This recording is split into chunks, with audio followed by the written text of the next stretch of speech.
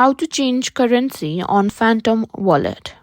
Today, I'm going to show you how to change the currency settings in the Phantom Wallet app. Whether you're dealing with crypto, converting between different assets, or just want a better overview of your balance, changing the currency display in Phantom Wallet is super easy, so let's dive right in.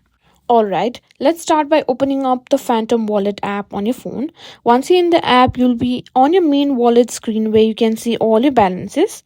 Now, to change the currency display, you'll need to go into the settings. To do that, tap on the three horizontal lines at the top left corner of the screen to open the menu. Once you're in settings, look for the currency option. Tap on that to open up the currency preferences. Here you'll see a list of available currencies that Phantom Wallet supports. You can choose between various fiat currencies like USD, EUR, GBP, and others, or even crypto options like BTC or ETH. Just tap on the currency you want to use and your wallet's balance will now display. And that's it. That's how you can simply change the currency settings in your Phantom Wallet.